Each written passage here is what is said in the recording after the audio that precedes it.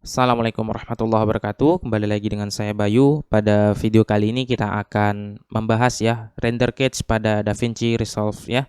Jadi di sini kita akan membahas render cage di mana render cage ini ada hubungannya dengan video kita yang sebelumnya yaitu tentang optimize media ya, teman-teman. Jadi render cage dengan optimize media itu ada hubungannya dan di sini kita akan membahas ya sedikit fitur optimize media.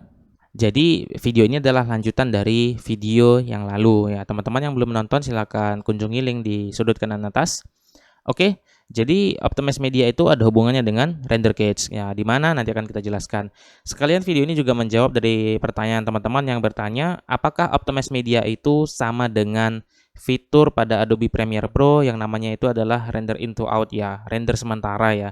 Nah, maka jawabannya tidak sama. Justru render into out itu sama dengan render cage ya. Bagaimanakah itu? Kita langsung aja. Jadi di sini teman-teman, contoh di sini ada footage ya yang sudah kita import ya. Lalu kita tambahkan sebuah text effect ya. Di sini text effect, ini text plus ya. Jadi text ini berhubung ke Fusion yang kita tahu Fusion itu previewnya lebih berat ya dari text biasa. Contoh ini kita play. Nah, namun di sini karena memang DaVinci dan juga perangkat saya bisa untuk review dengan lancar ya, jadi di sini tidak terlihat nge-lag-nya. Namun di sini kita akan tunjukkan ya fitur render into out pada DaVinci Resolve. Misal nanti teman-teman mengimport suatu teks seperti ini ya, lalu misalnya previewnya berat ya.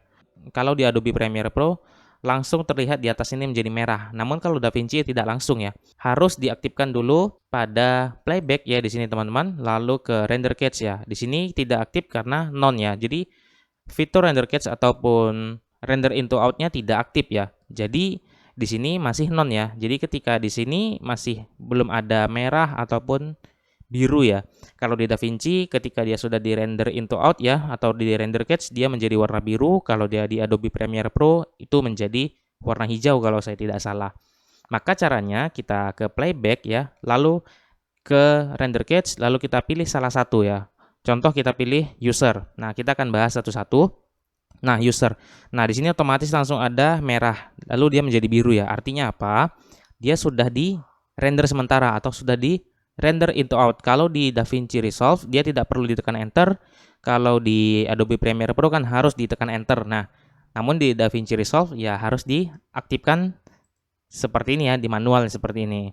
Oke, apa bedanya Smart dengan user? Nah, ini akan kita bahas ya. Ini sebatas pengetahuan saya. Kalau dia user, nah ini kan udah biru nih ya, udah biru. Jadi artinya dia sudah di render sementara.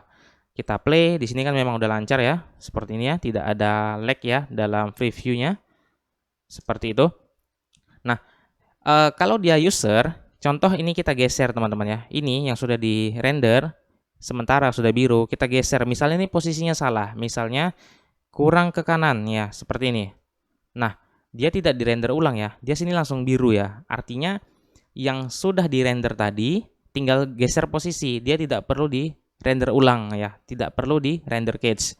Sementara kalau kita pilih ya di sini smart ya, contoh kita pilih smart. Nah, seperti ini. Nah, contoh ini kita biarkan dulu ya sampai dia biru. Coba kita play. Kita tunggu sampai dia biru. Coba kita play. Nah, oke, sudah mulai biru. Oke, nah contoh ini sudah mulai biru ya, sudah biru artinya dia sudah di render sementara.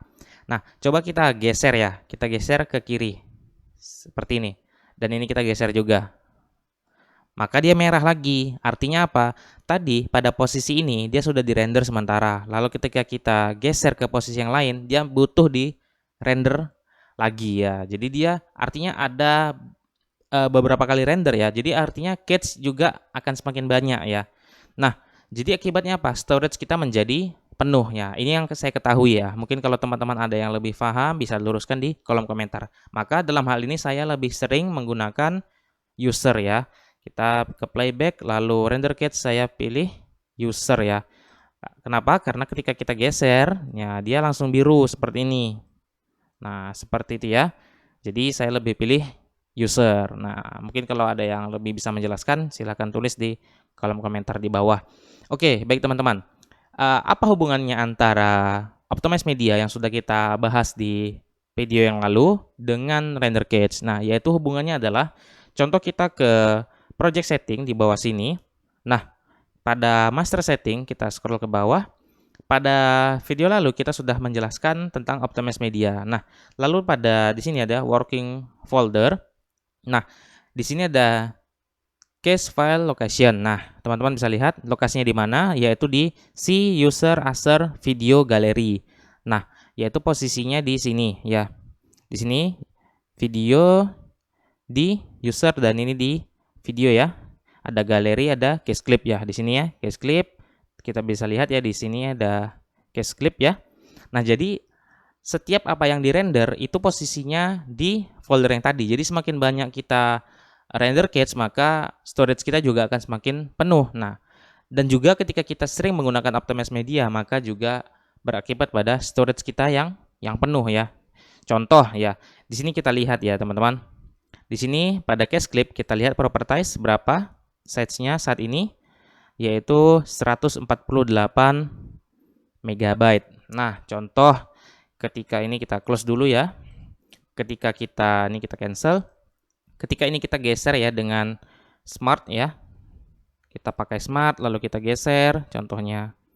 Nah, dia merah lagi.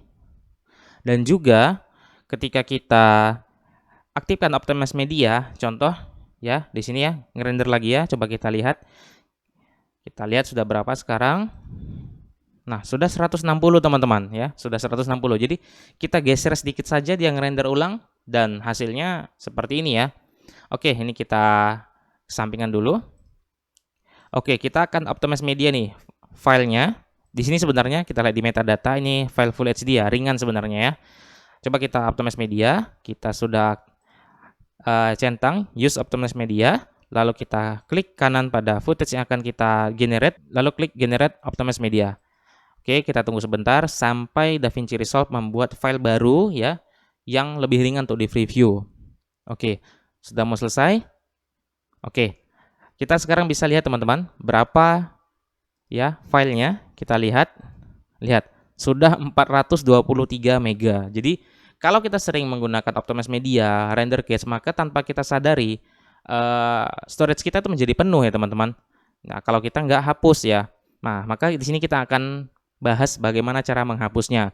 Nah, kapan harus dihapus? Yaitu ketika teman-teman sudah nggak butuh lagi projectnya ya. Projectnya sudah selesai dan kita nggak butuh lagi projectnya. Maka kita disarankan ya hapus aja gitu. Karena kalau kita nggak hapus, nanti storage kita penuh. Nah, cara menghapusnya ada beberapa cara teman-teman. Cara pertama adalah di sini kita ke playback, lalu di sini ada delete optimize media. Kalau sudah kita delete, maka optimize medianya dihapus secara otomatis oleh DaVinci Resolve. Lalu untuk render cache ya, bagaimana cara menghapusnya? Di bawahnya di sini ada pada playback, di sini ada delete render cache. Nah, di sini ada beberapa pilihannya, all dan unused dan select clip. Kalau kita pilih all, semua render cache yang sudah kita lakukan itu otomatis dihapus oleh DaVinci Resolve software itu sendiri. Kalau kita pilih unused, nah sebatas yang saya ketahui adalah ketika kita pilih unused, yaitu ketika misal gini, kita tadi sudah posisikan ini di sini. Di sini kan sudah digunakan, ternyata kita salah. Ternyata kita harus geser ke kanan sedikit. Nah, lalu ketika kita lakukan seperti ini, maka di sini sudah tidak digunakan. Yang digunakan adalah yang di sini. Ketika kita pilih unused, maka dia akan menghapus yang di sini tadi. Oke? Di sini teman-teman, jadi ada satu lagi caranya, yaitu kita hapus secara manual ya. Yaitu caranya adalah kita ke chase clip folder di sini, lalu kita klik ya, kita buka. Nah, di sini semakin banyak kita render, maka semakin banyak pula yang foldernya, maka kita hapus secara manual seperti ini. Kita klik kanan, kita delete aja seperti itu. Oke, jadi dia cara teman-teman untuk menghapus file render cache pada DaVinci Resolve. Oke teman-teman, jadi ini basic sebenarnya ya yang kita bahas, yang harus kita ketahui fitur apa aja yang ada di DaVinci Resolve dan apa aja kekurangannya. Sebenarnya ini bukan kekurangannya, setiap software pasti begini ya. Oke teman-teman. Oke teman-teman, sampai di sini dulu untuk tutorial kita pada video kali ini. Teman-teman kalau ada pertanyaan silahkan tulis di kolom komentar di bawah. Kalau ada masukan silahkan tulis juga. Dukung terus channel ini, sampai ketemu di video-video selanjutnya.